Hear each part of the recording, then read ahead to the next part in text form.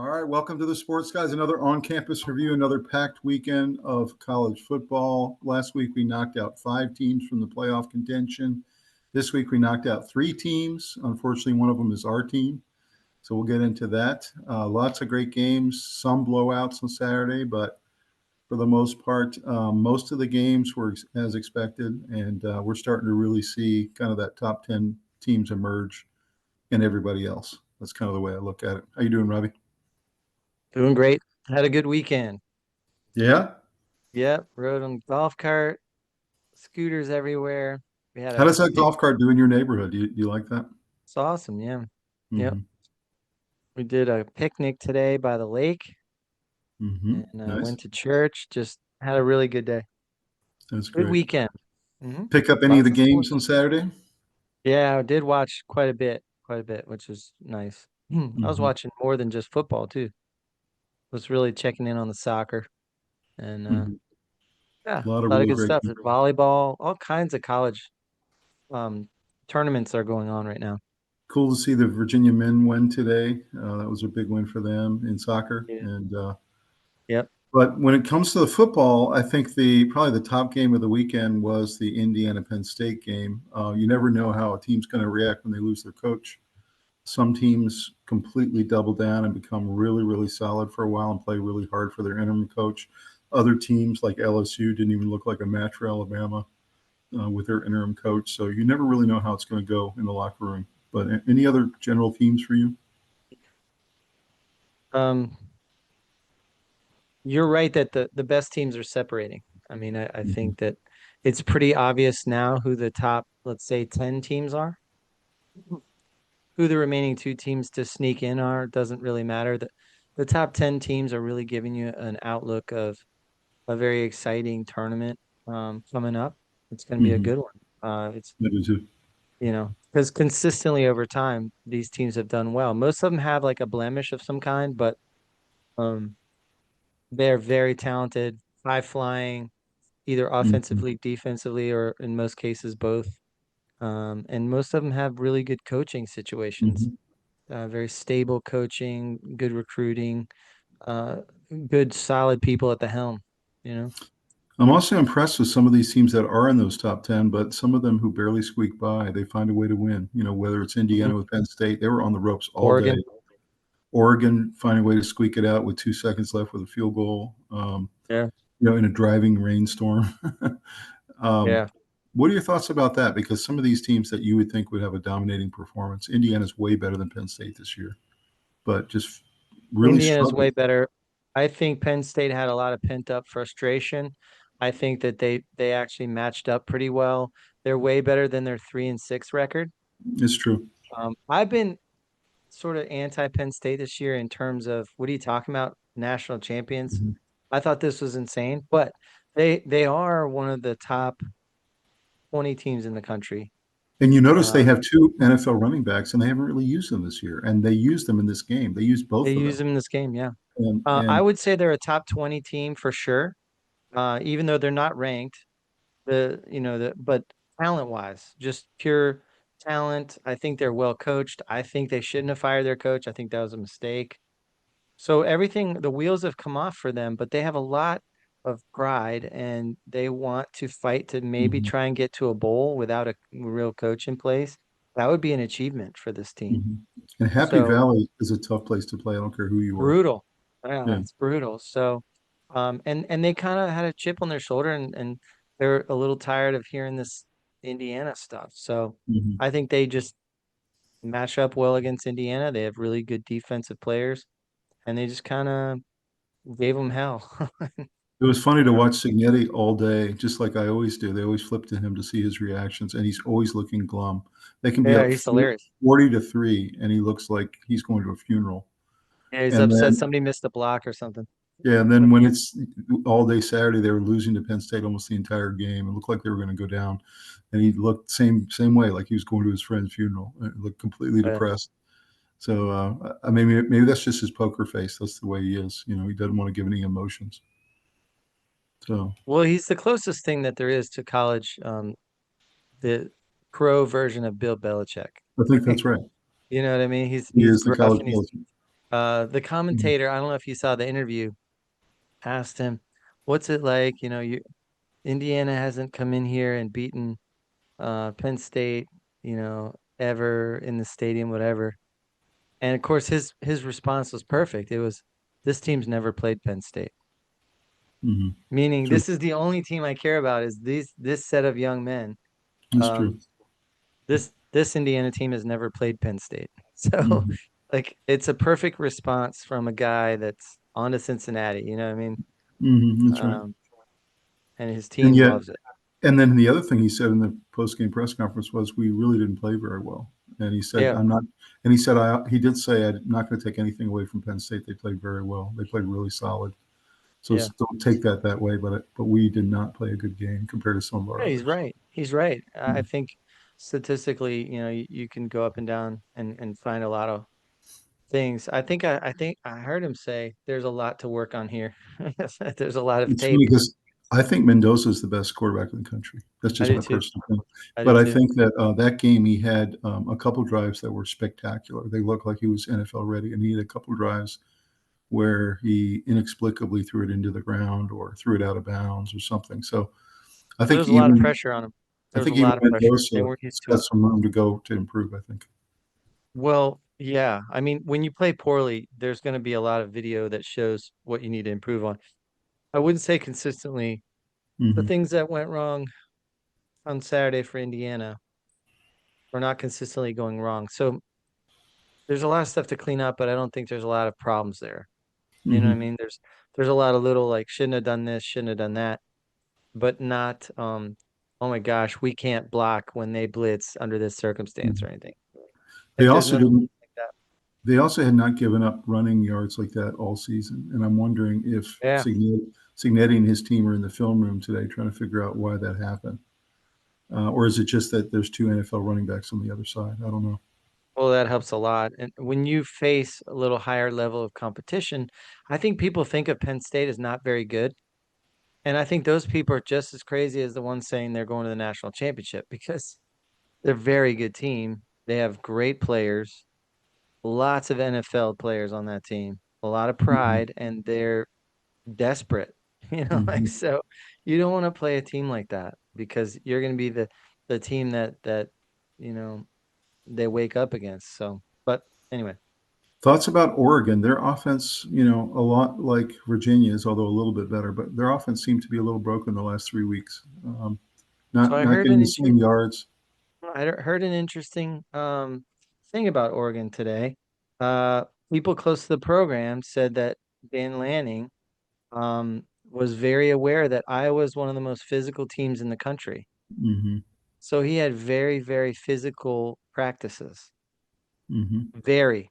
And they had an extremely large amount of injuries this Hmm. week and a lot of people who couldn't play in this game. So not only was it a monsoon, but Oregon had a lot of their best players on the shelf because Hmm. Dan Lanning was trying to prepare them for the physicality that they were Hmm. going to be facing with Iowa. And he's right. I mean, he's completely right that the way you get your team ready for that is, it's like in basketball. If you're going to face a team that's full court pressing all the time, the only way to get Hmm. used to that is do it all week in practice.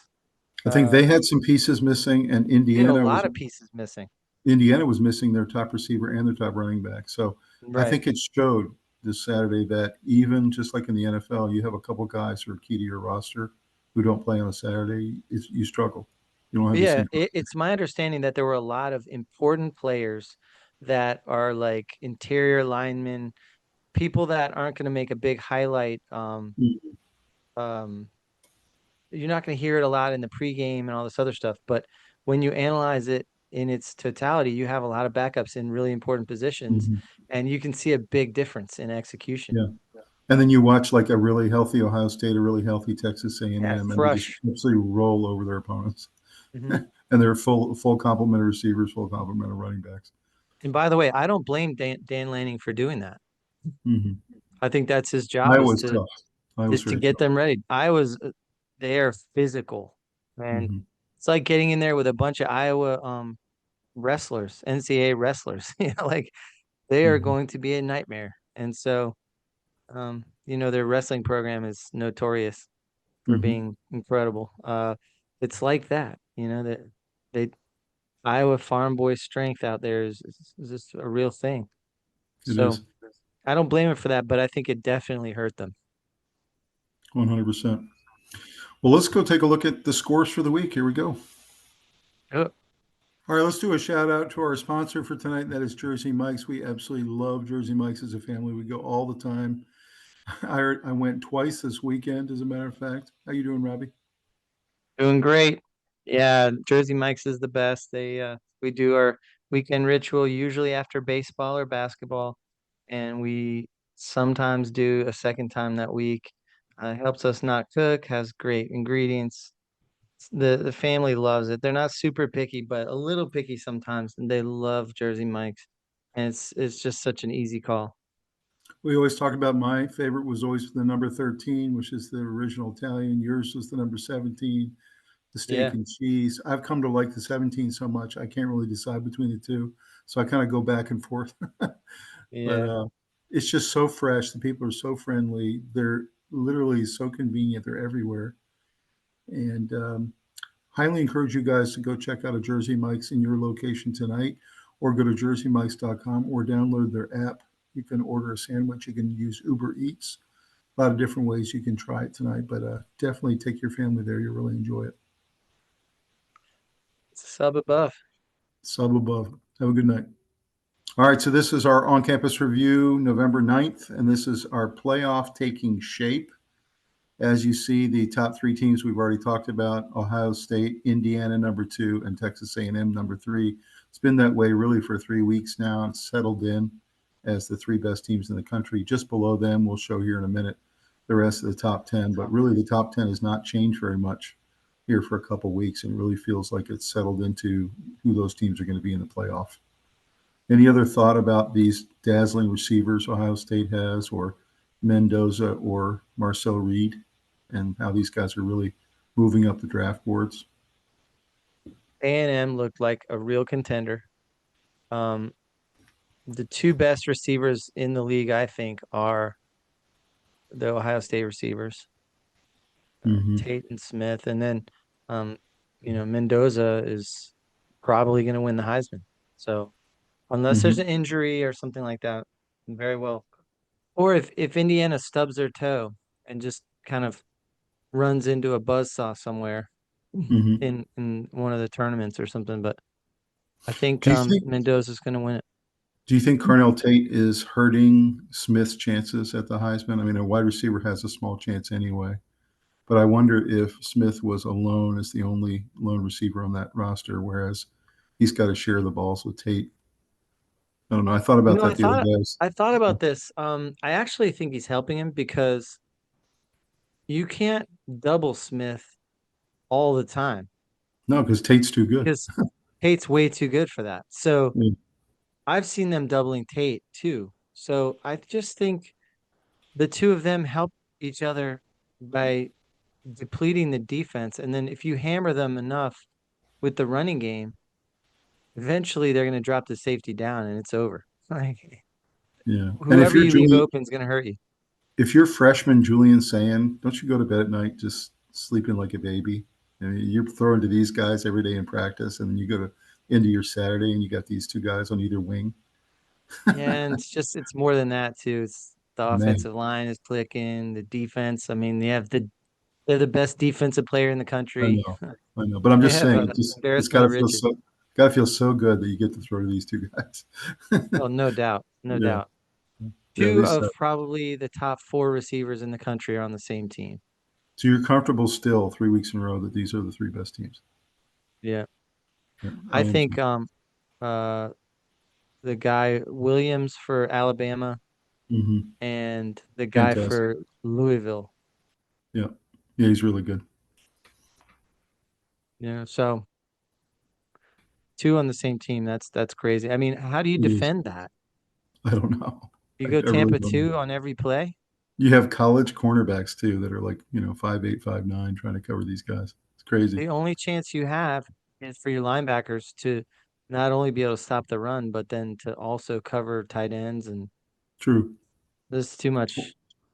Well, looking at the scoreboard, USC had a really big win for them. They beat a pretty good Northwestern team. This was a solid game at first, and then USC really took over in the second half. Maeva looked really good, and USC is Yeah. trying to get themselves back into the playoff fringe, kind of area. Yeah, They hoping moved, somebody will stumble. You never know.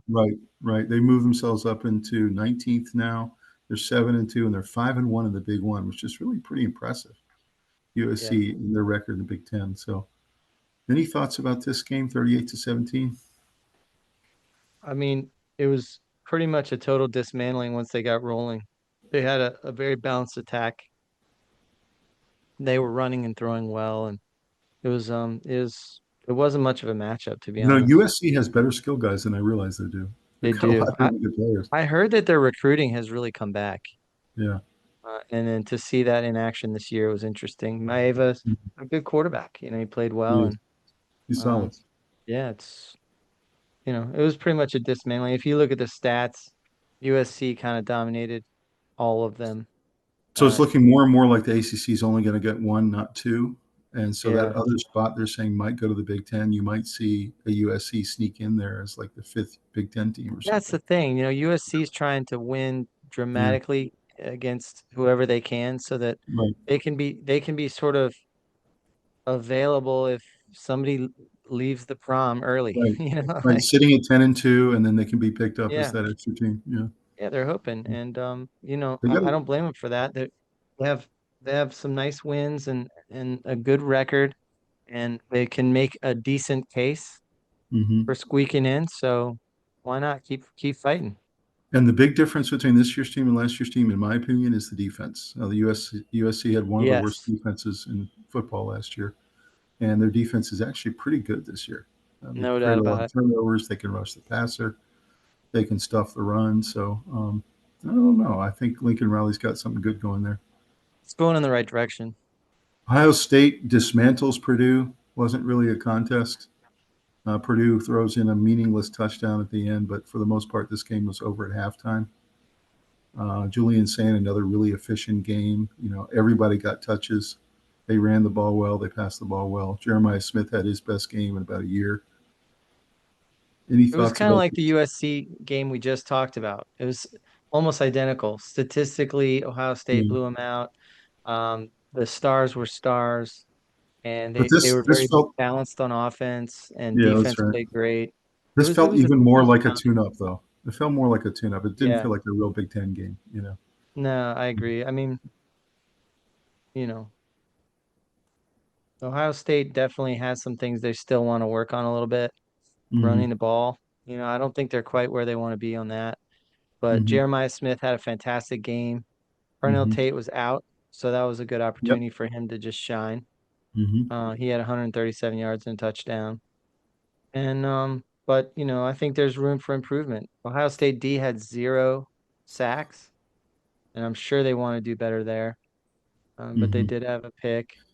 And this kid, Bo Jackson, they've been trying to make him the feature back the last couple of weeks, and you can Yeah, tell they're trying to push him out into the front as a real a little back. bit. Yeah. And They know they're going to need him against their good teams when they're not blowing out a team because they're playing Georgia or they're mhm. playing Oregon. They're going to be in a dogfight, and it's Right, going to be 17-14, and they need to run the clock out. They've got to pound the ball on the ground. And Ohio State running game, I think, is an area they need to get a little better if they're going to I agree. play the big boys. But when you pound Purdue into submission, you're not learning very much other than hmm you have the ability to pound a bad team into submission.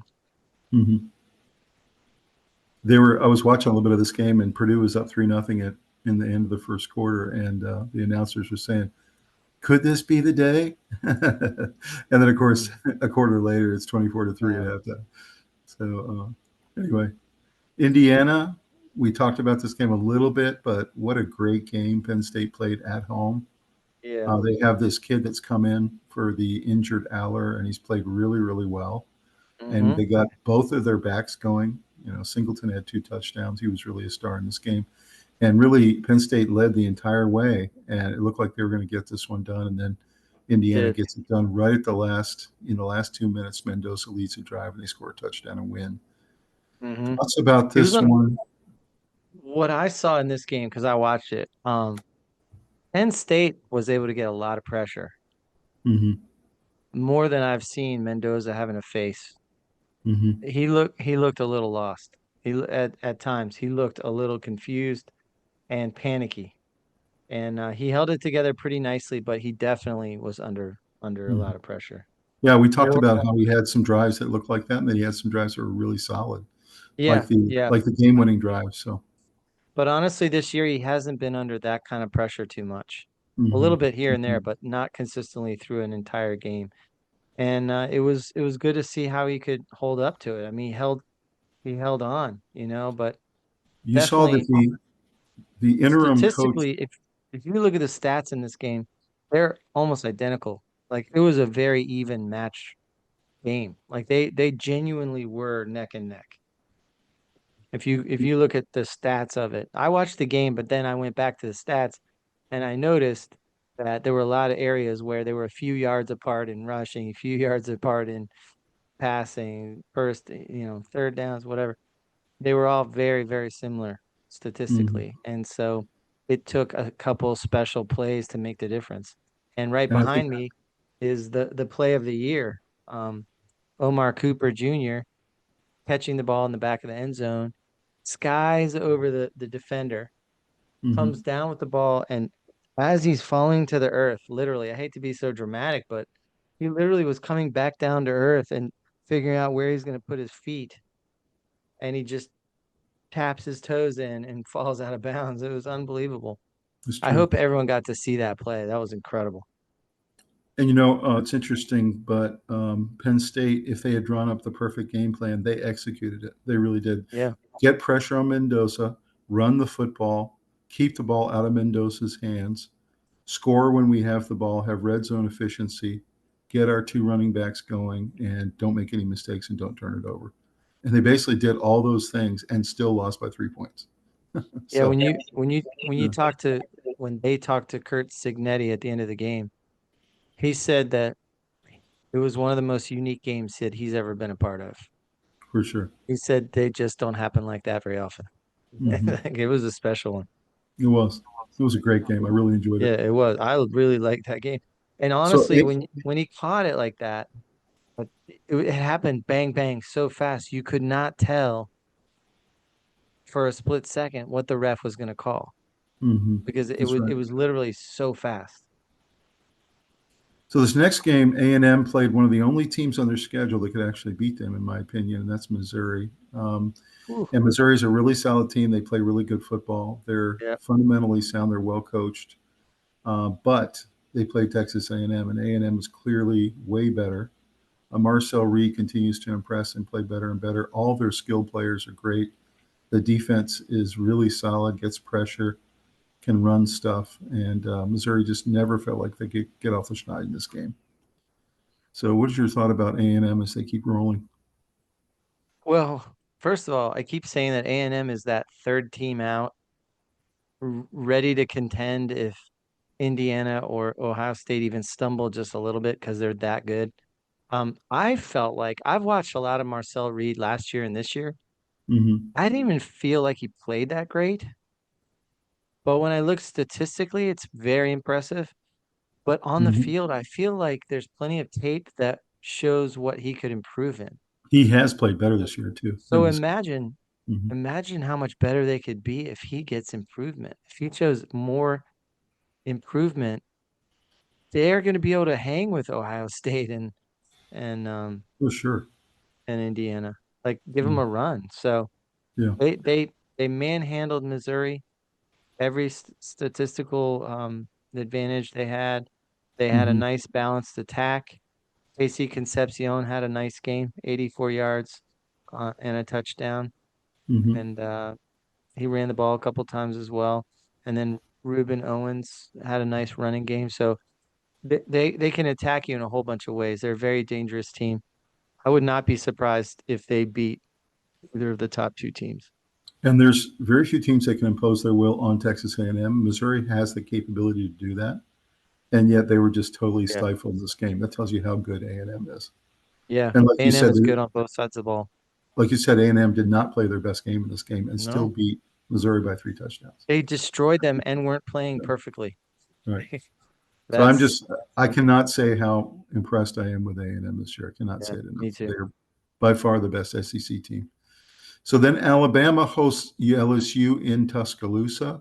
This is the big rivalry game. I mean, there's a lot of hype going into this one every year. And LSU comes in and is kind of keeps it close for a while, but then in the second quarter, Ty Simpson absolutely explodes on them. Yeah. And Alabama holds on in the second half, and they have a 20-9 victory and another win over LSU. Thoughts about this game? Well, I think Ty Simpson is really giving them the element that they've been missing. And I think that they are definitely, I think they're probably the second best team in the SEC. Um, but I think that they're a dangerous team. Alabama's loaded I mean, again. we're going to find out, Robbie, because A&M is going to play Alabama in the SEC final in the championship game, and that's going to be a really I good game. I agree. I Yeah, agree. I think that, and remember, LSU's got a lot of good players on there. You they know, do. They do. Nussmeier. They're a little bit of a mess because of the coaching situation. Yeah, What was yeah, they're not perfect. interesting is they benched Nussmeier at halftime, and they I put know, another kid in who was a transfer and a highly touted transfer.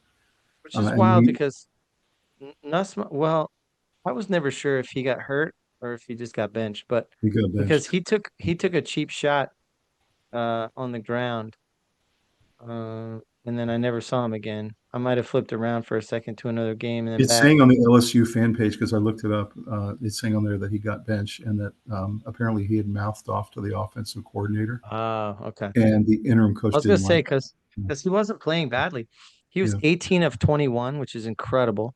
121 yards, Yeah. 79.5 QBR. So it had to have been something like what you're talking about because it wasn't so much execution. Although And I'm sure a coach could see things he didn't like, but it kind of feels like they're out of it now. And so he's like, Mhm. I'm not going to put up with that. You're not going to talk to my coach that way. And we Yeah. have this highly touted transfer who's behind you, who's our Mhm. guy next year. He's going to be our quarterback Pressuring. next year because you're going to the pros. Yeah. And you know what? You sit, young man, in the second half. I mean, that's what it felt like. So Hmm. I'm not sure that helps your team, but they're having a lot of internal problems right now because it's kind of a mess. So, but not Yeah. a lot of surprise here for me. I thought maybe Alabama would score a little bit more, but two SEC defenses Yeah. going at it, scores go down when you have these big LSU guys. has a lot of NFL defensive They players out do. there, so They really um, do. you know, Big win for Alabama, though, at home. yeah, Georgia takes care of business. This is probably the best game I've seen Stockton play all year. I've been kind he of looked hard on good. him that he hasn't been great this year, but he really looked solid in this game. They were able to get a running game going, which is nice. Mississippi State did get a little scoring going, but for the most part, Georgia controlled all day. So, what's your take on this one? Yeah, I've been pretty high on Stockton this year, relatively speaking. Not putting him in Heisman race or anything, but just he's a good starter on a very good solid team. I feel like Alabama and Georgia are kind of back a little bit, and everyone's Mhm. saying that the Big Ten is just going to run away with it and all this stuff. I'm like, hold on a second. I think Georgia and Alabama have a lot to say about that, and so does A&M. Mhm. So, um, what do I think? I think Stockton played really well from what I saw. I watched it. He had 3 touchdowns, no picks, 18 to 29. He looked very in control out there, and he's got a lot of weapons. Georgia's pretty loaded on the weapons front. Nate Mhm. Frazier had 12 carries for 181 yards, so they definitely got the running game going, which was nice to see because you think of Georgia as explosive offensive line Mhm. and great defensive lines, and he got a touchdown, and then um, I've so been a little down on Georgia because they have not been playing well for a while, and they've been winning anyway. And this yeah, was the first time it felt like Georgia. This was a big time yeah, SEC I game. agree. They Mississippi feel more State like has been Georgia. playing well. Mississippi State is not a pushover this year, Yeah. and they just dominated them on both sides of the Yeah, I ball. mean, Mississippi State got 0 sacks on Georgia. Their line held up nicely. They were Mhm. able to run like crazy on them. They dominated them a little bit. That's right. That's right. Yeah, Yeah, I Mississippi agree with you State got about. some points. It's a decent SEC team. They're gonna get some of theirs, but I mean, if you just had these five teams in the tournament, Ohio State, Indiana, A&M, Alabama, and Georgia, that's a really exciting final. uh, You just had those five teams, and you're gonna have a lot of other good teams too. I'd throw Texas Tech in there too. Oh, for They had sure. they had a bad loss, and since then they Mm, look like world beaters. fantastic, fantastic. Yeah, it was Yeah, pretty cool to see Mahomes there with Brittany. So this yeah, next game, I didn't care less about that, but they just absolutely obliterated their people. so then we go to number 6, Ole Miss, another SEC team. That's 4 in a row. They're number 6, and they play a team they really shouldn't be playing, and they do it because Citadel takes the paycheck out of it. It's just Yeah, basically like a it's practice. good for both sides, you know. It's a Yeah. win-win. Chambliss came out early in the third quarter and didn't play the rest of the way. They didn't want to get Yeah. hurt. And they win 49-0. So anything you can take away from this other than it's just basically like a scrimmage? Um, so it was pretty cool. There was the halftime show where they had a kicking competition. I don't Mm-hmm. know if you saw this. And the guy came out and the girl went down to hold the ball.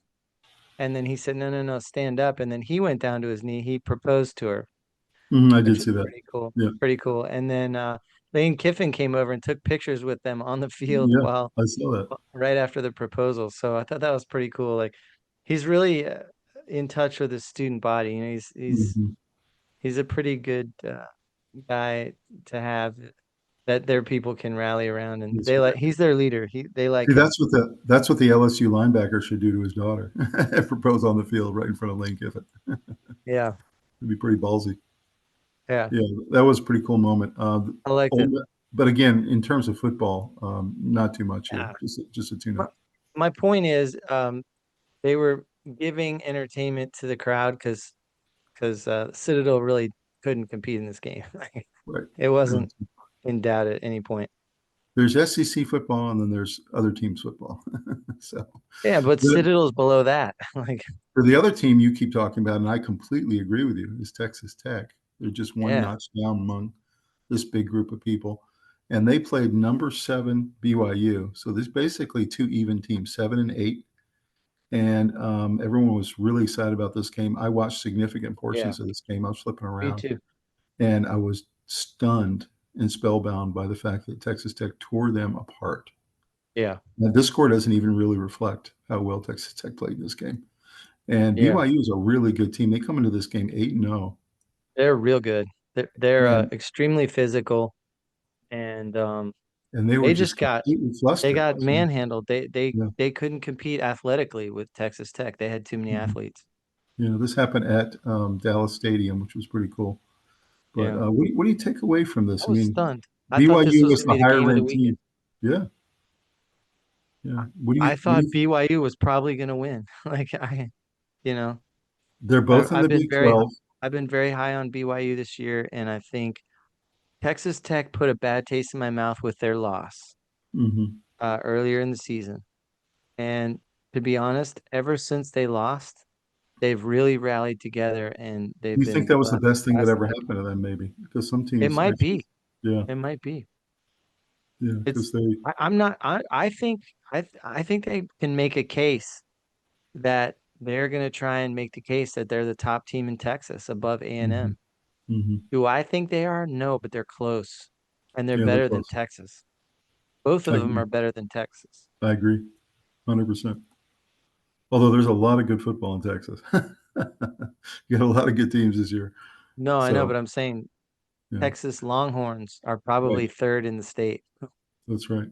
So all I can do is tip my hat. I watched this game. It was fantastic, and I just was stunned at how good Texas Tech is and how good they look right now. They're starting to Yeah, peak at the right time. That's what I would say. that's right. They're playing Yeah. mad. They now have control of the Big 12 one seat for the playoff. BYU is no longer in control of their destiny. So Mm, we'll see what happens here. Next one is Oregon squeaks out the win against Iowa. You mentioned how they treated practices all week and that they were kind of sore coming yeah. in. They were It too really, physical this week. it really showed because they were slower than they usually are. They're usually a speed team, and also the rain didn't help. I mean, it was just an Mhm. absolute monsoon they played in this game, which really played to Iowa's advantage, I think. I thought Iowa fought really hard. They don't have the athletes Oregon does, but they had a good game plan. They play really good defense. They run the ball. They almost pulled this off. Oregon kicks the field goal with 2 seconds left and gets to 8-1. But anything you take out of this one? Just the biggest thing was all the players missing for Oregon, I think, leveled the playing field. And I think that Dan Lanning is a good coach, and what he did was smart to try get his guys in the right frame of mind. Like if you know you're going to play in a really loud stadium, you play excessive uh crowds piped in, when you're trying to do hand signals and all Mm-hmm. that stuff. But I think Iowa's a really tough team, and there's a They were reason really why tough. Very they tough. they had to change up their preparations is because they're so physical and they're such a tough football program. This was at Iowa. They do that really cool thing at the end of the first quarter when they all wave to the children's hospital thing. Yeah. They say it's like the coolest tradition in all of football. Don't So you think? Don't the you think crowd is Lanning? pumped. What? Don't you think Lanning knew this was going to be a really tough match? I mean, Yeah. it seemed like he just knew going in that He this knew was not. going in it was going to be a war, and then you add in the elements, you add in that it's at home for Iowa. Mhm. Iowa's 6-2 at that point, And and also, even if it fighting. wasn't raining, I was going to muck it up anyway. That way, they play Yeah, defense and really run the ball. yeah, They're going to muck it up. So yeah, for sure. They was not want to going to be pound 44 the to ball. 10. You know. Uh, So yeah, I think Oregon is really happy to get out of this one and get back on that plane with a W. 'Cause yeah, this could have been easily an upset and one of the biggest upsets of the yeah, week. and they knew it going in that it was going to be one of those. Just let's get out of there with the win and try and have That's right. as few people injured as possible. And I don't think a lot of these injuries that were on the injury report before the game. A lot of players couldn't Mhm. go. I don't think they're going to be out longer than, one more week, or probably most of them would be back this week. But So this next game, I was at a rock concert with our friend Fred, and we were having a mhm, really good time. But they had TVs all over the place, and I was getting to check in on Virginia. I was getting to check in on Notre Dame. He's a big Notre Dame fan. Fred is, so he mhm, was really watching this game. And for a long time in the second quarter, it was 7-7, and he was kind of getting nervous. And then all of a sudden, Notre Dame just completely poured it on. It was just touchdown after yeah, touchdown after touchdown. They started running the ball really well, yeah, passing the ball really well. Carr got going, and it was just a 49-10 game, which we kind of expected. I thought maybe it might be a little closer because Navy's pretty tough this year, but this was just a case of superior athletes, and Navy just couldn't keep up with the level Notre Dame is. So, what do you take from this one? It we, was a little bigger we score. had a we had a Virginia transfer, Malachi Fields, who Mm-hmm. went to Notre Dame, and we were so sad to see him go because he's Yeah. really tall, incredible receiver. He was our best receiver, really, Mm-hmm. at that time. And this was his first really good game for Notre Dame. He was Mm-hmm. dominant, 4 for 97 yards, and he looked like he's supposed to, which is unstoppable. And Navy didn't have an athlete that could stay with that. Like they Mm-hmm. couldn't That's right. compete on that level. And Notre Dame just started making plays. And Jeremiah these Love service went academies, off 2 touchdowns, 94 Mhm. yards Man, he's rushing. good. He's so Yeah. good. The service academies, they don't pass much. And when they play each other, it's okay. Or when they play a lesser team, it's okay. But when they come up against Notre Dame and all their quarterback for Navy wanted to do was run the ball and kind of like a Yeah. wishbone offense, you're not going to beat Notre Dame that way. I'm sorry. No, no, He you're did not. have a pretty nice game, but I mean, you have to be able to throw the ball downfield to be able to compete. Yeah, he was 3 for 8. That's just not Yeah, gonna beat almost any Division 1 team, exactly. really. Exactly. So I'm not sure a service academy could stack up against this loaded of a Notre Dame team and try to win. No. It's just not going to happen. They Mm-mm. just don't play that kind of offense. So No. this game was incredibly painful. We watched the last 2 quarters of it at the bar, watching the live music and going over and checking on it. And I saw when Chandler Morris went down, had the concussion situation, didn't come back in. We had our backup play essentially the whole second half. Kalen is his name, and I thought he did okay. His first carry ran Okay. 50 yards down the sideline, almost scored. I wish he had scored because we ended up with a field goal. Yeah. But Yeah, essentially, there were no touchdowns in the game except for one special teams. There was a lot of ugly. The defenses totally dominated the offenses. and our defense was absolutely fantastic. I mean, they do it But every you know week. what? They carry the team. Wakes was better. It was better, but I mean, Wake's you defense can't was ask any crazy. defense to do anything but give up 16 points. You should win that game. I'm And pretty sure Wake Forest has the best defense in ACC. possibly. The, But the, After watching that game, I haven't seen another team play defense like that in the ACC this year. what I'll say is that Virginia has been coming on for about 5 weeks. Virginia's offense is broken. And what's happened is you went from this explosive offense the first 5 weeks. Then all the defensive coordinators went into the film room and started studying how to stop Virginia, and they figured out how to do it now. And what's happened is they've become incredibly vanilla, incredibly predictable. Everyone knows exactly what play is coming. First down's right up the middle with Taylor for 2 yards. Second down is typically an incomplete pass, somebody breaking it up. And then you're in 3rd and 8 every single drive. And that's not, any formula for success. And No, that's right. I don't know what you do at this point with Kitchens and those guys, but you have an 8-2 team that was just in playoff contention that has a broken offense. And that's where we are. Yeah. Well, I think it's a blessing that Virginia lost and kind of I don't like it, but we need to get them out of the playoff contention conversation. Like this team has no business being in the playoff. So we were headed that way just by other teams losing, and that's not a good reason. Mm-hmm. Um, so that, get them off the board for that. And Right. let's celebrate what it is. This team went from being probably one of the bottom three in the ACC to 8-2, 5-1 in the ACC, headed to a decent bowl game, and are in the top 25. They just got ranked today 20th. So that's a That's right. huge improvement over the last 5 years.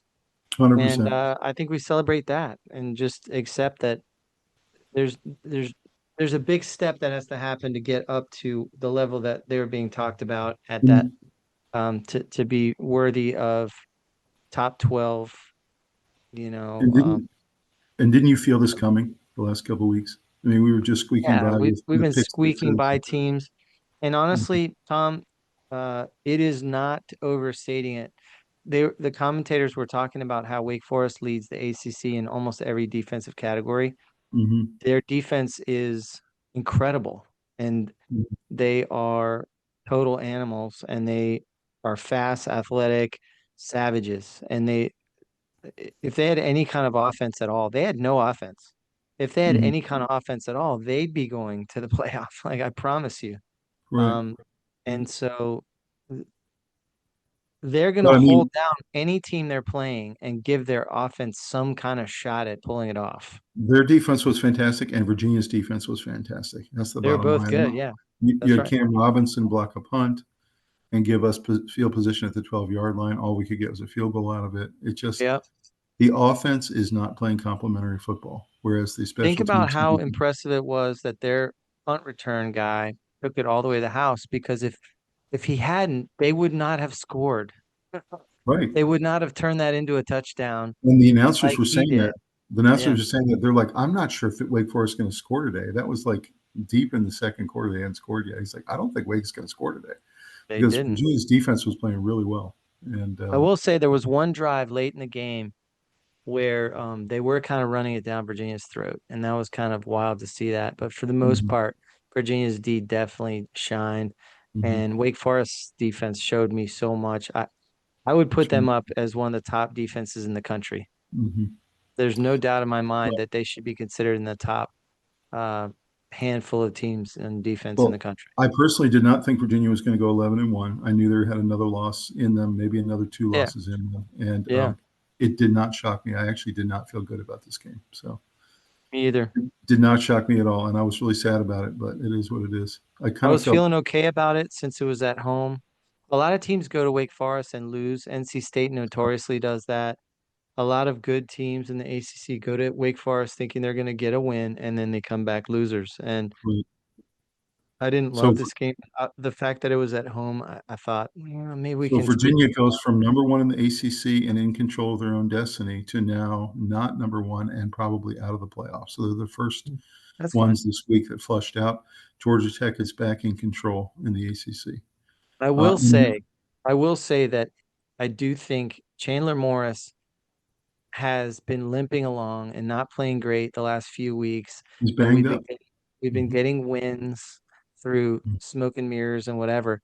This is the kind of game right here that he would have won because we would have been like tied or down by 3 with 45 seconds left, and he would have Mhm. made just enough plays to score. Probably. And but he wouldn't have been playing that great all day long. It's not like he would have been the difference in making us have a big He's lead or literally anything. the Bo Nix of college football. That's what he is. He's Kinda, yeah, he's Bo Nix. exactly. Yeah. He's able to make some really high pressure plays at the end of games where we win by 1 point or three But points, doesn't play well the rest of the game. but doesn't play Yeah. super well all game long. They And do you nothing. know, I mean, just like Denver right. Broncos offense does nothing. Yeah, Yeah. it's kind of like Yeah. the Denver Broncos. They're getting wins, but if you look statistically, you can't figure out how. And it's Chandler Morris just gives them some kind of belief where right at the end of the game, Mhm. it's going to come down to a last drive Mhm. and he's going to somehow get it done. He's done It's the that so many cardiac times this year. calves. You Yeah. take him out of that equation and we lose. You know what I mean? The So cardiac calves. Yep. So next that's what game happened. is the next game is the second team that got flushed out of the playoff, inexcusably losing to California. That was Louisville. It was a really good team. I don't They've know if now I'd say lost. inexcusably. They've now lost 2 out of 3. We saw California coming on for a while now. They've been pretty good. They They have. Virginia did beat them the week before, but I'll tell you, they Louisville. impressed me Had, a lot. We got lucky beating them, Virginia. So I'm not I don't that know about lucky. surprised. 31-21. I don't know about lucky, but what I'll say is Louisville had to win out to go to the playoff. They really could not afford this, especially at home. You're talking about at Louisville. And California comes in, you got to give them credit, takes it to overtime and wins in overtime. It was really pretty impressive. So, what were your thoughts about the Bears getting it done? Um, well, there was that weird anomaly where uh, Saga Puletti, he was 30 of 47, so he threw the ball too many times. Mm-hmm. And but in general, they threw the ball really well. I Mm-hmm. think Yeah. uh, they And have you been they watching put it to California? Louisville. You watching California? They've been getting better and better every week. They really have. Yeah. Well, yeah, I've been watching them. They've been knocking off some teams. They have some really good wins. They're 6-4 in the ACC. They're 3-3. They are one of the better teams in the ACC. They're in the top Mm-hmm. half, and Mm-hmm. they got a lot of talented players. They're a really tough team. I'm telling you, I think we were fortunate to go out there and beat them. Mm-hmm. Um, but there was no domination. Like we did not dominate them. Did not dominate them. Our defense did play Our particularly well that day. They our did. D played well. Our D Yeah. played well. But against Louisville, Miller Moss, he looked pretty good. But 20 of Mm-hmm. 38 isn't great for him. Mm-hmm. And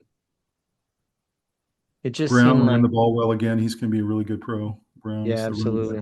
He's excellent. Absolutely.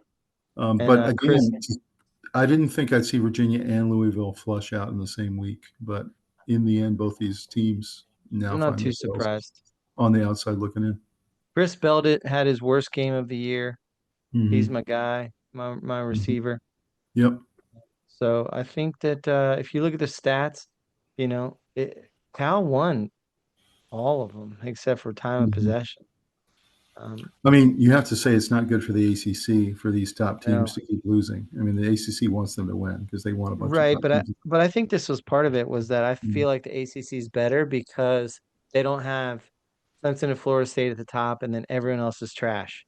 I think we think I, that I is think I better. think Cal is good. I think SMU is good.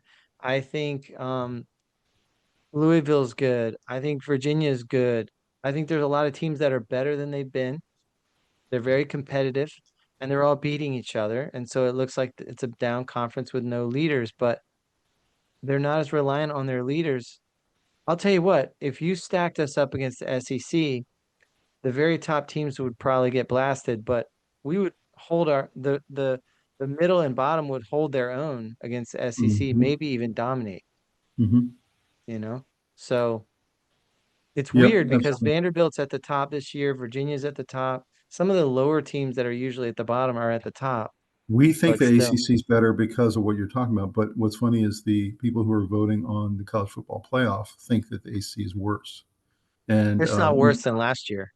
Joel Klatt talks about all the time that they really despise the ACC and they feel the ACC is by far the worst out of the four conferences. And so what we needed is we needed two or three or four teams at the top with like 11-1 records to prove to the conference and to Uh, prove to the voters that ACC is back. And instead, what we're going to get is a bunch of teams that are 8-4, and that doesn't do it for the voters. And so, that's yeah, fine, but I think what you're going to see is the ACC is going to hold its own in bowl games. probably So that's what I'm saying is like you take the middle and the lower parts of the conference and you could stack them up against the SEC. bowl games, yes, but college football playoff, no. And if what you care about is being in the final 12, obviously that's not going to help. So, But I think if we had Florida State or Clemson dominating again, you'd mhm. have a weaker division with a top guy who can get in there. But I don't know. I Yeah. just think it's a little better than last year. That's what I've been saying all year. I really believe that. And This I think that the reason I can say that is that teams like NC State can go in and beat a good team, you know? Yeah, You don't it's really true. want to play an NC State. You don't want to play a Virginia. You don't want to play Mhm. um you don't want to play a Louisville. You don't want to play an SMU. This game was absolutely epic. I mean, you had Diego Pavia, who's become kind of Yeah. everyone's darling. They're trying to push him for the Heisman. They're saying that, it's down to him and Mendoza. But Hmm. and you have Auburn, who just lost their coach, Hugh Freeze. Didn't know how Yeah. they were going to come out, and they come out absolutely blazing. They played by far their best game of the year. They rallied around the interim coach. Vanderbilt played great too, and you end up having a 38-30 lead for Vanderbilt very late in the fourth quarter. And Auburn does this epic 92-yard drive down the field and gets the 6 points and then goes for two to tie it up. It's 36-38. And then they tie it up with a 2 point conversion, goes into overtime. And then how deflating is it that they don't score in the first possession and then Vanderbilt scores the touchdown? And Pavia gets it done again. I mean, the guy's just a miracle worker. So, what's your Crazy. thought about this and Vanderbilt and this incredible run they're on right now? I mean, I've really enjoyed watching Pavia last couple of years. The way they win, the way they fight, they're really scrappy. And I'll be honest with you, I've watched a bunch of Auburn games, especially first halves of games this year. And in a lot Mhm. of games, Tom, they're dominating their opponent. It's They true. are they're They either can't up, finish. they're either up on the scoreboard or it might be tied, but they're beating up on some opponent. And I'll turn the game to another game or something, and then I'll go back and they're down by 14. Right. Like Yeah, exactly. like late in the game, down by 17, whatever. And I'm scratching my head. How did that happen? They Like can't finish. They can't they finish. Yeah. I don't know. It's weird. They're not a bad team. They just have a lot of losses. You know, Yeah. they're 4-6. They're 1-6 in the SEC. I can't Yeah. explain that. I They're a know. way better team than that. That's right. So I agree with so you. I'm not surprised when they're giving Vanderbilt all they can handle because Mm. they've given a lot of teams all they can handle this year. They just have come Mhm. away losing. It's That's right. very Yeah. strange. That There's a Auburn's one skill of those teams that has been very, very strange to watch this year. there's a skill to finishing, and it usually requires having enough veterans along with your young guys. The veterans are the ones who help you learn how to win and help you learn how to finish. And Auburn hasn't figured that out yet because they're Yeah. in every single one of these games. It doesn't matter who they're playing. You're exactly right. And then they find a way in the fourth quarter Yeah. to lose it. That's basically what Yeah. happens. I'll go back and Yeah. watch the stat, Mhm. the clips on what I missed, and I'm scratching my head. How did that happen? That's so crazy. You just have to But tip your hand to Vanderbilt for keeping winning. You had this kid yeah. Coleman had an unbelievable day as a wide receiver for Oh yeah. Vanderbilt, become Pavia's favorite target. And I kind of agree with the pundits. I think it may be Pavia and Mendoza. I think that's your I mean, final you'd two. have to agree. I mean, just Yeah. think about it. Pavia had 112 yards rushing and a touchdown. He's a Right. weapon, Right. you know? Absolutely. You may see Simpson in there in some of the voting too. I think And Simpson's he had a had great and year. he had two receivers over 100 yards. Yeah. He's having Richardson just and Stowers both had 124 and 122 yards respectively. Um, that's that's really hard to stop when you're executing at that level. it's funny to see the overreaction Monday you always talk about because Yeah, as soon as Mendoza pulled off that drive, the epic drive to win the game against Penn State, there was all these posts, Mendoza for Heisman. He just won it. Give it to him now, all that kind of yeah, yeah, stuff. yeah. And then like a couple hours later, Pavia pulls this game off where they were losing portions of the game and wins it in overtime. And all these posts, Pavia just won it. Might as well give him the trophy now. I know, I know. It's so funny. Well, and because they're these players having such great years, clearly you can see them separating. But at the same Yeah, time, it's way too early to say who won it because right. wait till you see them play against each other. There'll be a clear winner. There Yeah. somebody will have come away saying, "Okay, that guy got it." You Man, know. that'd be a great game. Indiana, Vanderbilt. Mhm. That'd be a great game. I I'd know. like to see that one. Me too. So Miami gets back on track. They had these two totally head scratching losses, and no one could figure it out. But then they absolutely whoop up on Syracuse. Kind of got right this week.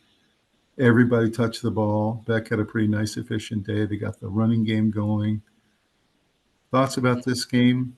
Miami getting back on track?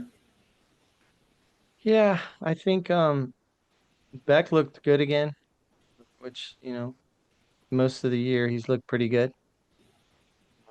Was it last week he had four picks or Yeah, the week last week he before? did not look so good. Last week. Last week Yeah, he had four picks. That was an anomaly. Everyone's quick to throw in the towel. Oh, Beck is back and all this stuff. No, it was just a tough game. yeah. He's played pretty well this year, and they have nice weapons on Miami, Hmm. and they their defense played out of their minds. Hmm. They had 7 sacks, 11 tackles for loss. That's a recipe for Syracuse, winning. Syracuse looked really, overclassed against Miami. Yeah, They they had a really pick six. They had two interceptions, a pick six.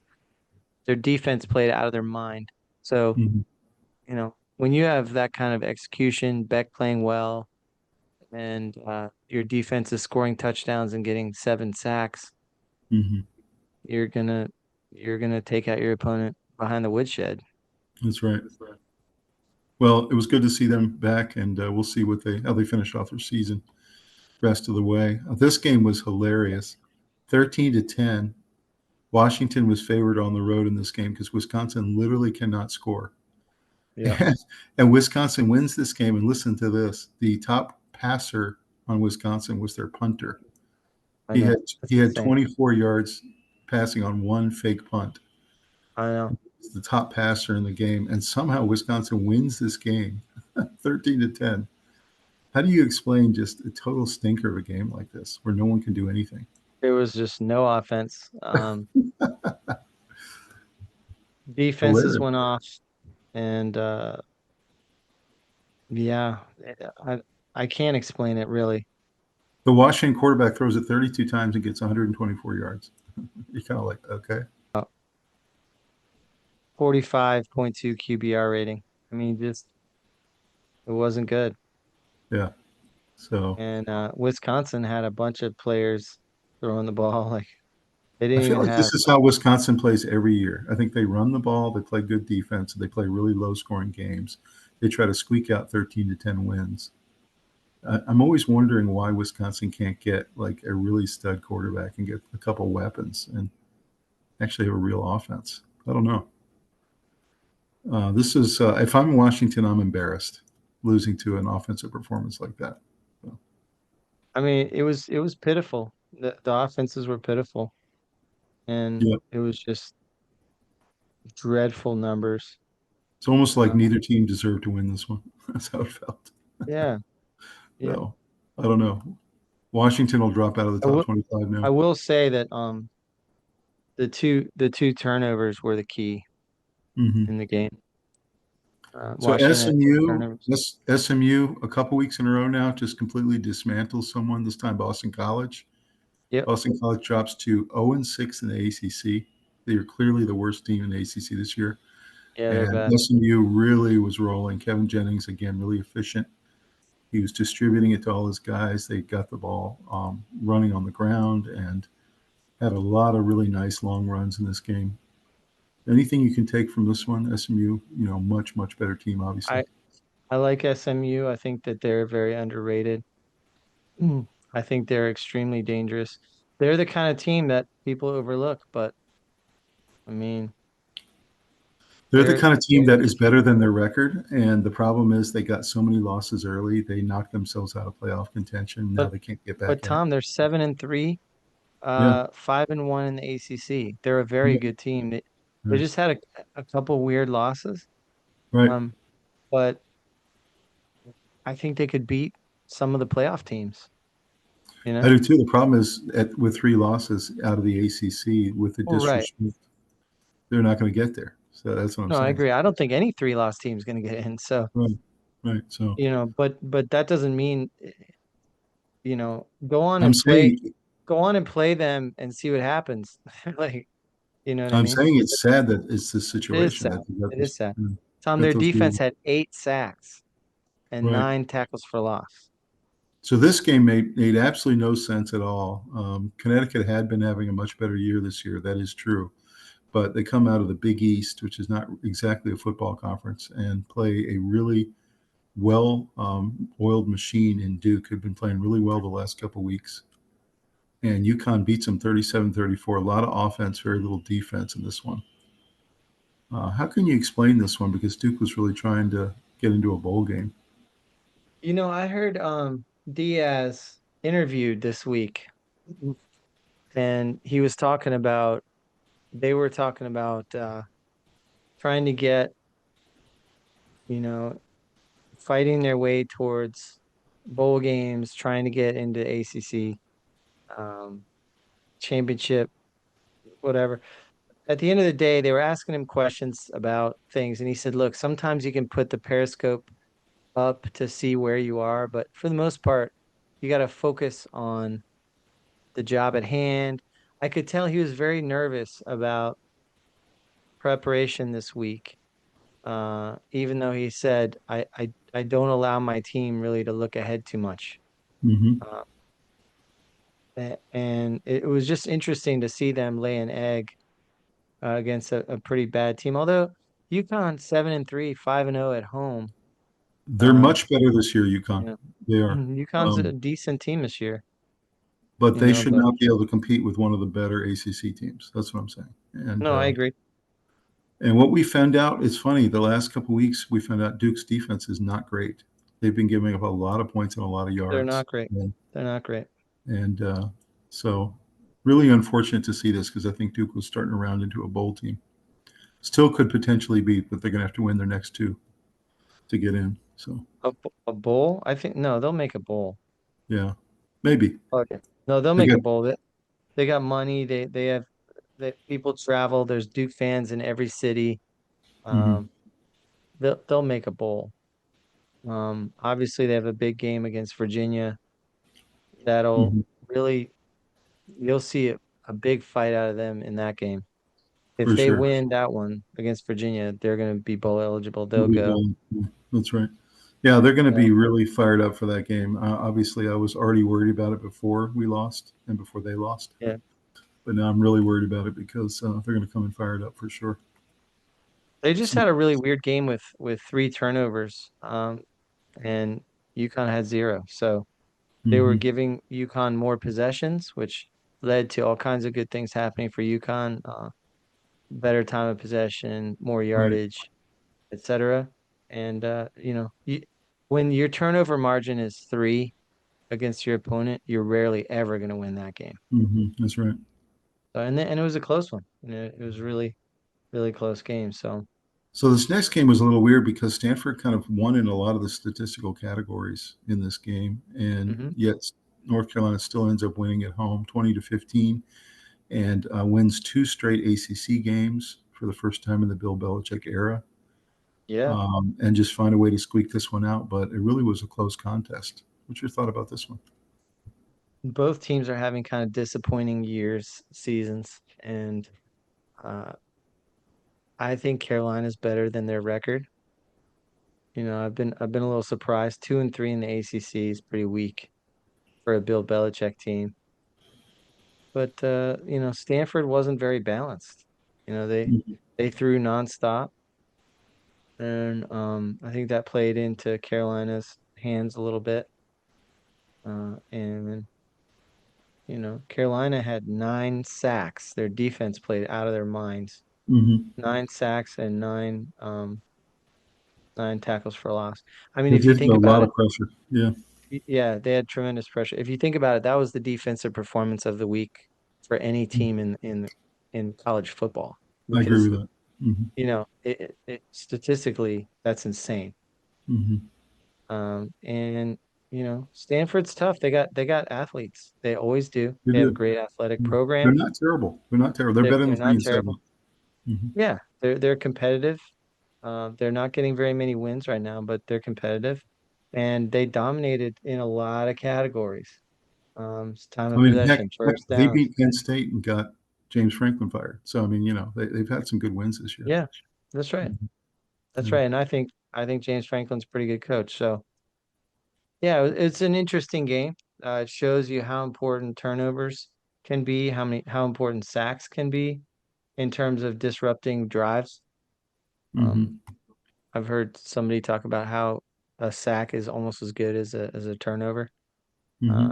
I think that's a little strong, but it's close because it kills drives. It usually makes it so that you're not going to get a first down That's on right. that series, so that means the ball goes back over. A lot of Um, people had written Carolina off that they weren't going to make a bowl this year, but I think they're going to now. I think they have a real good shot. They got 3 games left. Um, Remember, if you're Carolina and you're close, you're going to go to a bowl. If mhm. if anyone can have you go to your bowl because you're a top brand in all of Mhm. college sports. So, Okay. it's like with Alabama. If you have a chance and Alabama's available and you have the Peach Bowl or something, you want to go get Alabama to be one of your teams. That's right. Um, Carolina is one of those teams where, if people have a shot at getting them to come to their bowl, they're going to take it because they're going to bring lots of revenue and TV and everything else. 100%.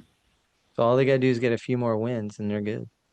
So the battle of the really disappointing teams, Clemson takes on Florida State. Florida State comes in and once again has completely collapsed. I don't know what happened to Florida State. Really, Clemson has Mm. collapsed too, but they collapsed less than Florida State. And Yeah. this offense that Florida State had earlier in the year, kind of like Virginia, has really collapsed. They're just not getting much done. Thoughts about this game and how Clemson won comfortably?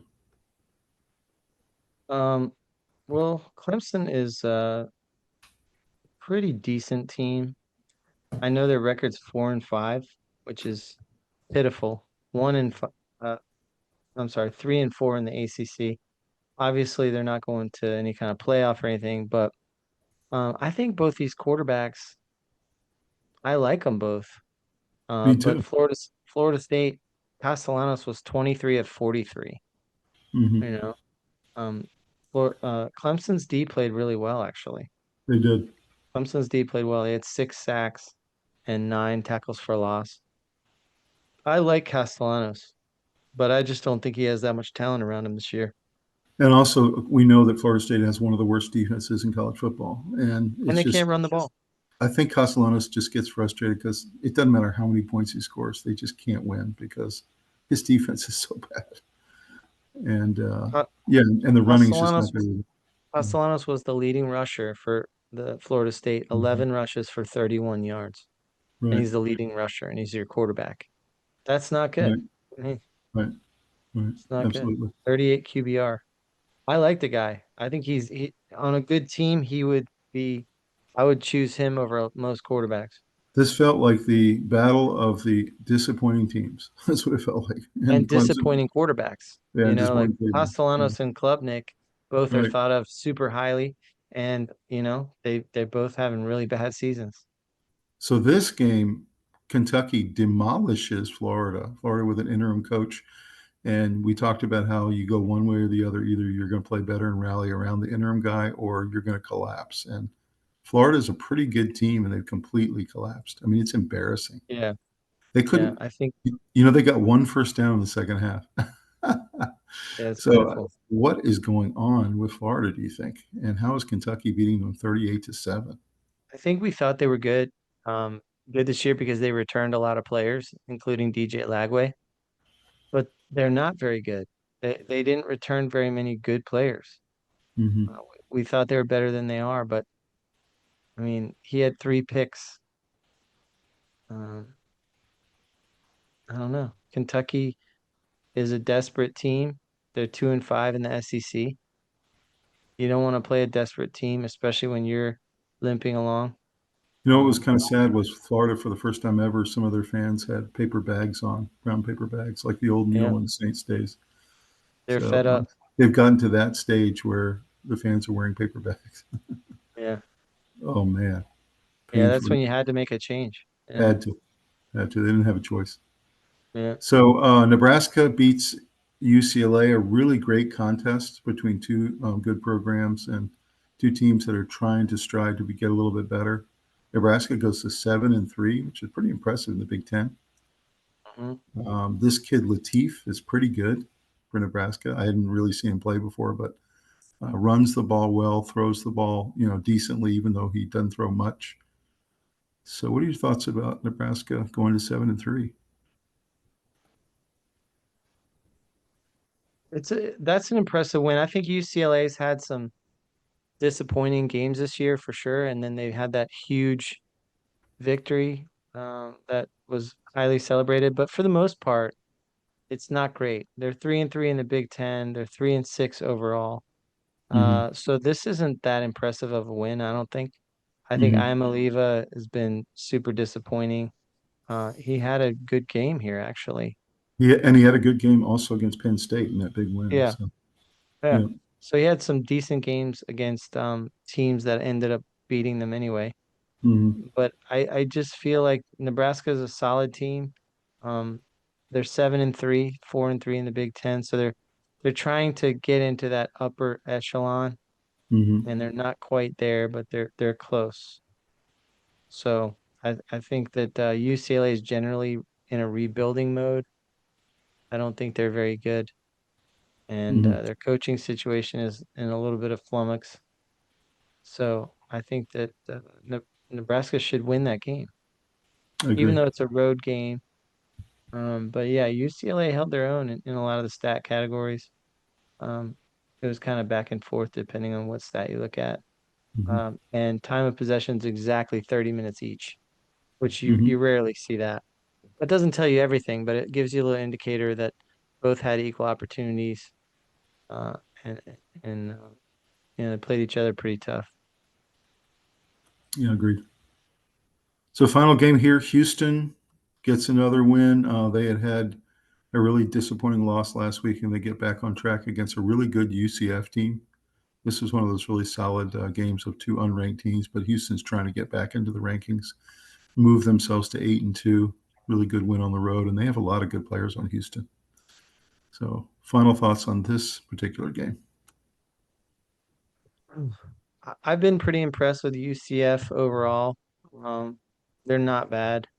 Houston has had some weird losses this year, Mm-hmm. but they were ranked and they looked pretty good. So the fact that they were able to pull off that win, it shouldn't be surprising, but it was a good win anyway on the road. They've got a really solid offense. I like how they run their offense. They have a lot of Yeah, motion, a lot of movement.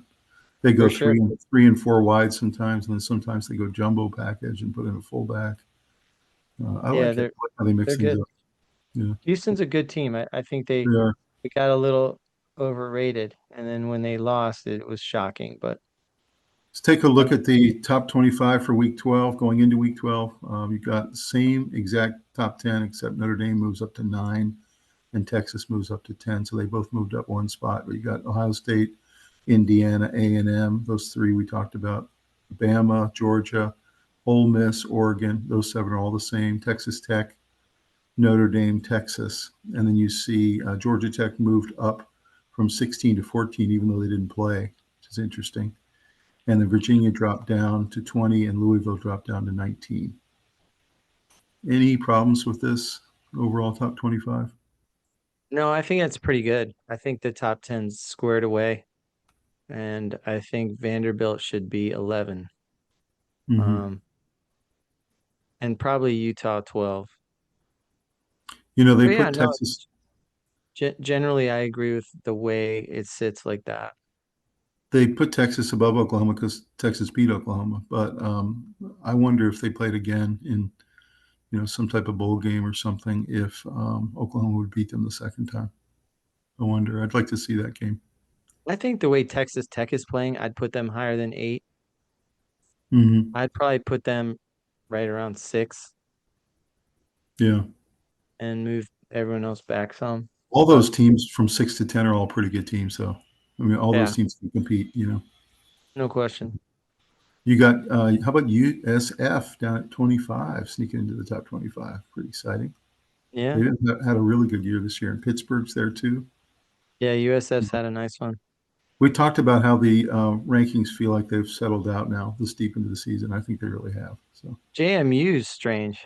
yeah, GMU, they're having a Like good year. without Kurt Mhm. Signetti. Weird. Yeah, having a really solid year. Hmm. So our winners of the week, Miami Hurricanes, get back on winning track, and if they finish out the next 3 games, they're going to be sitting at 10-2, and they're going to be possibly able to sneak in as an at-large bid. We'll see if they can also sneak into the ACC championship game. Indiana wins again, even though this was their tough game. You knew they'd have one. We didn't know who it'd be against, but find a way to get it done, even though they didn't play their best. Texas Tech, man, are they rolling. And they played great Yeah. in front of their ex-quarterback, Mr. Mahomes.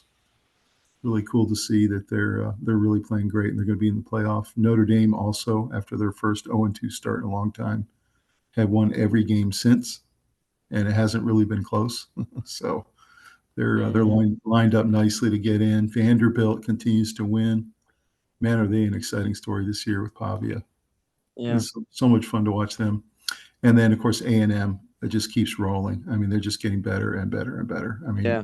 no one would be shocked if they make it all the way to the final game in the playoff. They're dominating everyone they play. Yeah. Yeah. So they're just fantastic. Best team in the SEC, in my opinion. Losers of the week, Louisville drops out of the playoff contention. They really had to win out and were not able to do so. Missouri, even though they played really, really tough, were not able to get it done against a better team. They're also out of the playoff contention now. BYU goes in 8-0 and gets thumped by Texas Tech. That was kind That of a was my surprise. big shock one of the weekend for me. 29-7. I didn't see that coming. I thought it'd be a really I good knew it game. might be a good game and they might lose, but I didn't think they were going to get destroyed. Actually, I thought Texas Tech would win that game, but I thought it'd be 27-20. I thought it was going to be the game of the weekend. I Yeah, really did. me too. And it could have gone either way, but no. Virginia gets knocked out of the playoff contention. Rob thinks it's for the best. I don't, but either way, it's very painful. And they're going to get into a I, really good bowl game, and we're going to be happy. And I don't think that they belong in the playoff. yeah, yeah. Well, they They, could have made it, this, but they didn't earn it. So right. LSU, I was thinking they'd have a rallying effect. They would play Alabama better than they did. They really didn't look very competitive, although the defense did okay. But I thought there'd be a little bit more fight in them than there was. And LSU fired Brian Kelly, and I thought they were going to get a lot more fight out of them, and we just haven't. They didn't play up to par in that rivalry. Alabama kind of handled them. Their defense did play pretty well, but their organization and their program in general is in kind of a mess right now. So put them in loser of the week. And then finally, the ACC football conference, which we thought was going to maybe break through this year, is looking like they're going to get maybe one into the top 12 into the playoff, and everybody else is just going to be going bowling. And so I put ACC as one of the losers of the week because they can't seem to get the Louisvilles and the Virginias and some of these other teams up into that top bracket. So maybe one year they can. Thoughts about winners and losers? Anything you'd add or subtract? No, that's about right. I think it's unfortunate the ACC. I think that football in the ACC is better this year than it has been last couple of years. Mhm. I think when Clemson was good was actually some of the worst football in the ACC at that time. Mhm. I agree. Clemson was destroying everybody because every team was so bad. I think this is much better football across the conference. I think it's better balanced The football. SMUs and the Mhm. and teams like that, Georgia Techs, are better. The problem is they're not quite at the top, so it looks like they're losers. But honestly, if you remove Clemson from all those years, the rest of the conference couldn't stand up at all. And so, you So know, what you're saying is true is that the ACC is better top to bottom. It's more yes, balanced. There's more balance and more there's more balance, good teams. The problem more is parity. they're not as good at the top. That's the I problem. agree. No, I agree. They're better at the middle and bottom than they have been in a long time, and they're worse at the top. So there's Mhm. more parity. I think Right. there's more parity in the ACC than there is in the others. And so you're Yeah. going to end up getting one team into the Can can playoff. Mississippi State beat Alabama? No. So you're going to get one team into the playoff, and the SEC is going to get five. I mean, that's where we are. So, No, I agree. I agree. I think yeah. if your only judge is tournament spots, you could make the case that the ACC is as bad as last year. I think if you go middle or bottom teams playing Mhm. against each other, it's a better conference. Right. So it depends on how you judge it, honestly. That's true. These are our college memes of the week. Ohio State's first 7 games. They look better this year than last year, Robbie, in every category. Yeah. Points allowed, points scored, turnover differential, record. So is that scary for the rest of college football? That they're I better do than think last so. I think Julian Sands giving them an element of year? very steady. Like he doesn't look like a freshman. No. No. I mean, can somebody beat them, do you think? Like in a big game? I guess we're going to find out. Yeah, I definitely think they can, but Possible. it's gonna be challenging. Yeah. So we talked about Hugh Freeze getting fired from Auburn. Breaking news that happened this week. There's now Mhm. 14 major openings in college football mid-season, which never used to happen. And we talked about it last week why that's happening because teams now have to have the new administrations in place and start putting their rosters together in early December. So it's Yeah, got a or lot you lose earlier out on all the transfers. transfer portal. Yeah. So it's forcing these programs to get rid of guys midway through the season. I personally don't like it. I think it's a really big No, mistake. terrible. But it's forcing these teams to do it. So, what are your thoughts about Hugh There Freeze? is one good element for it though, and that's um, when you are going to a school, at least you'll know who the coach is going to be for that year, at least. True.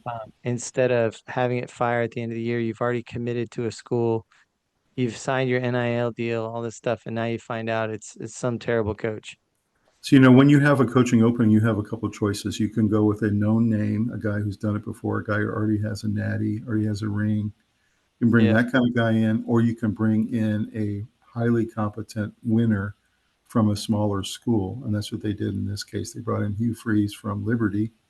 He had had tremendous success there year after year after year, taking Liberty to heights that no one thought they could. Brings them into an SEC school, and it just didn't work. So, any thoughts right. about that? Well, I don't know. I think that their cupboard is not bare. I think Auburn has a lot of talented players. I don't really, I didn't study him too hard, like I mean, whether you he talked deserved. about they've been competing this year. They've just been losing, Yeah, but they've been competing. yeah, they've been letting it slip Uh, away. yeah.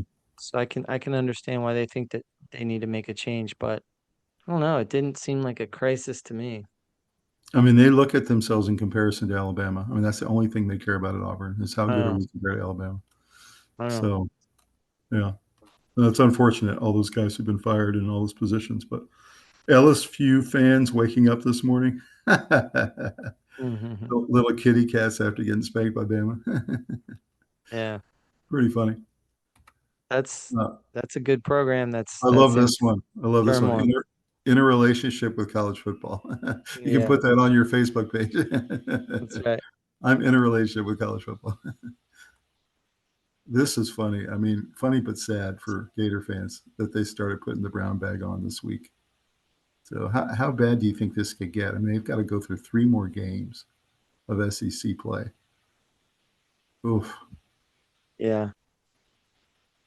And are they going to be I able don't to know what to fill say. that That stadium? You know, that's been the big shocker for me this year. yeah. Um, You thought they were going B to be pretty good. Yeah, BYU getting spanked this week by Texas Tech and Florida not being good this year. Those are two probably of my biggest surprises of the year. right. All right. Well, we'll see how they finish out, but obviously they need a complete house cleaning because Gainesville doesn't do well with this. This Right. was pretty funny. These are names that are actually in college football this year. You got General Booty. Oh That's his yeah, there are name. some good ones. You Yeah. got Rowdy Beers. Uh-huh. I love that name. What a great college name. You got King Large. That's his actual name as a wide receiver, King Large. You Yeah. got memorable factor. They call him Mem. Memorable Yeah. factor. Yeah. This guy, Pig Cage. They call him Yeah. Yeah. Piggy Cage. You got Sila. Shitta Sila. You got Parker Titsworth, Jeez. and then Mobility. Mobility. Mobility. That's funny. So, what do you think about these names, man? I mean, it's interesting, man. I It's mean, interesting. you gotta wonder about the parents. You know, let's call him Pig. Yay, When I Pig Cage. thought of the boys' names, I always thought of that they're gonna need to be called that in class, and Yeah, like exactly. have some have some respect for your At least kid. they called this kid Titsworth Parker. I mean, they didn't do something, funny like Yeah, Big or Parker's something. cool. There's not Yeah, much you can do about the last name, I guess. Titsworth. Yeah, it's a problem. Pretty Interesting. funny. So this is funny. Some like to look at Van Gogh. I like to look at Jeremiah Smith. Yeah, I mean, he's just an artist. He really is. he's unbelievable. I can't wait to see him on Sunday. Unbelievable. When you He's watch gonna be Smith an and impact player Jigba, on day one. you watch Smith and Jigba play today and just dominate. He was unbelievable. And you just Yeah, think you're going to have 2 of those guys coming out of Ohio State this year. I know. Wild. I know. That's right. All right. So before we get started on the mailbag, Robbie, this was being posted all this week about there's a lot of people pining away for the old days where we had the 6 conferences and there wasn't all this movement around and you didn't have the transfer portal and everybody just was stayed within their conference. And then in the playoffs or in the big bowl games, you had the winning conference leader play the other winning conference leader. And it just was much cleaner for people who are old school. What are your thoughts about that? Or do you like the way it is now with the 12-team playoff and it's really exciting? There's a lot more people that get in. I don't know. I like it. I like it. The only tweak I wanted to see was them seed it not necessarily by conference, but by skill level or what they had accomplished. So, you know, the some of the I, teams had much easier paths to the finals last year than others. That shouldn't happen. I don't miss the Big East at all, but I do kind of wish we had a Pac-12. I liked it back when we had the Pac-12, and I think that we could go to 5 conferences and be solid. But I personally Yeah. like the 12-team playoff. I think it's really great. I think it's been great for the sport. And I'm not sure college football has ever been better than it is right now. I think There's it's really good right now. I yeah, think it's not that it was bad before. I just think right. I like that there is some parity and there's tremendous amount of the talent is spread out wider. It's not, five deep at every position at Alabama, Georgia, and hmm Notre Dame, and that's about it. Now there's a lot of good teams, Vanderbilts and Virginias and You didn't have um Virginia and Houston and Memphis and no, all these teams competing before, and SMU no. got in last year. You didn't have that before. Yeah, You there's know, been a lot of examples over the last 2, 3 years of teams, TCU and stuff like that, that they wouldn't have been competitive in the even past. Texas Tech wouldn't have been in there because they would have been like 7 or 8, but they would have been left behind Right. because back in the old days you had to be And top there's 4. there's no way Indiana is going to make that climb uh, against the big boys hmm unless Signetti can recruit hmm and compete in transfer portal. And bring kids over with him from JMU and all this other stuff. So you don't long for the old days? No, I like this. I I like like AOS. this. I think there was always money for the top dogs and then not for the others. Now it's fair. Everyone can pay their players. Yep. Back in the day, just the top blue bloods were paying their players Right. under the table and everyone else wasn't, and it That's was right. super unfair. I don't long for that. All right, I'm going to hand it to you for the mailbag. Okay, let's do first one. Another banger episode. Best college sports content around. This was from 2 episodes ago, and that was from Tim Davis. That Thanks, was Tim. playoff crash outs. That was from two times ago when we did our college episode. That's a great comment. Thanks, Tim. Yeah, we completely agree with what you're saying, and thanks. I'm glad you enjoyed it. Yeah, great analysis. You always keep it honest and entertaining. At Adam Smith. Oh, thanks, Adam. We do our best to do the research and do the prep work, and Rob spends all day Saturday and Sunday writing his notes on a pad of paper, and we try to bring it to Yeah. you guys. Yeah, writing a lot of notes. There's a lot to keep track of. Um, and let's see. I am with you guys. Ohio State and Indiana or Oregon at Indiana rematch. That's DPT coaching. If there's any way we can have both of those happen in the same playoffs, oh man, Yeah, that would be fun. that would be sweet. I don't see Yeah, why we can't actually. that was the best game Indiana played all year. It was Yeah, against Oregon. What an incredible yeah, game! yeah. That was I know awesome. Oregon wants revenge. I know that. Yeah. Um, let's go to the World Series one. Defensive highlights were insane. Christopher Chavez. Thanks, That was Christopher. talking about the World Series. Yeah, no, I mean, those defensive plays in that series were really the difference. I mean, you had the play at the plate in the last game, you had different guys getting doubled off unexpectedly, you had the unbelievable catch at the wall where the guy knocked his own guy over, and just on and on and on. What a great series that was. And of course, we did cover NFL as well. This person said Caleb Williams is a star. This was from a week ago at Louis Caprice. Lewis, you know what? I had been really down on him for a long time, but the last 2 weeks he's looked absolutely fantastic. Led another game-winning drive today, and you know what? Yeah, I'm not sure I can argue anymore. He's really playing pretty well. I think that him and the coaching staff there is clicking. It's I working. mean, Ben McDonald is so much better than what they had with Eberflus. It's not even close. So, Yeah, Ben McDonald is a quarterback whisperer, but I think that there are others around Caleb too, who yeah, they are but he bring went. they But formed a good nucleus around Caleb, and I think that it's working. he went from a defensive coach to an offensive coach, and they made a huge difference for Caleb. He's a young player. He needed Ben McDonald. He really did. Yeah. Best recap of the week at Gary Juan James. Wow. Thanks so much, Gary. We appreciate that. Thanks for watching. And that is the mailbag this week. Thank you guys all for those comments. Those are fantastic. I always look forward to when Rob's going to read them. It's always fun every time. I love it. So Robbie, final Yep. thoughts, man, as we head into another week of incredible college football. We got 3 weeks left. In the next 3 weeks, we're going to know who's going bowling. We're going to know who's going to the playoff. And it's getting exciting. Yeah, I can't wait I think this is going to be a great playoff. I'm very excited. There's a lot of players that are going to get drafted, and they're all on good teams. Most of them are on good teams, and those teams are going to be fighting for the playoffs. So it's going to be a really amazing run where we're going to see lots and lots of players that we recognize who are going to be at the next level, all competing against each other. It's going to be like watching combines, you know. Mhm. It's going to be cool. I'm really excited. The teams are separating because of talent and Mhm. abilities and coaching, and those are the teams that are going to be in the playoff. we're not going to have any of those 12 teams get in that really don't belong there. They're That's getting right. weeded out right now. All the pretenders are getting weeded out.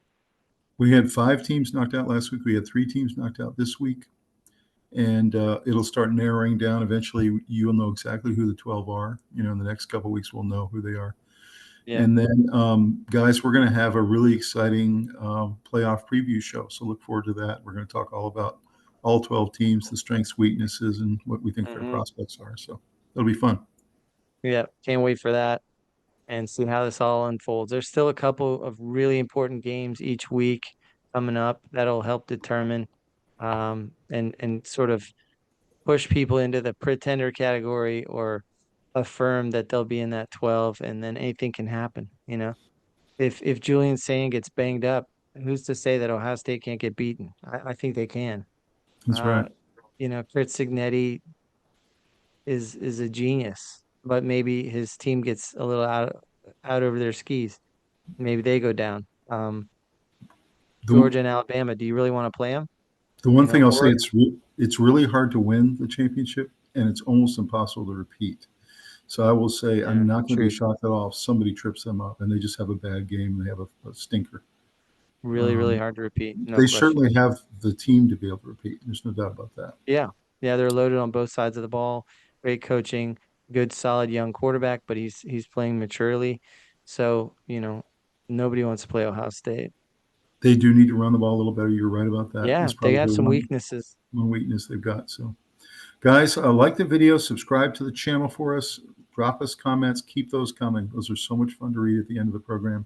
Yeah. And guys, thank you so much for your coming on the journey with us on the Sports Guys, and we'll see you on the next episode. Have a great one. Thanks. See you.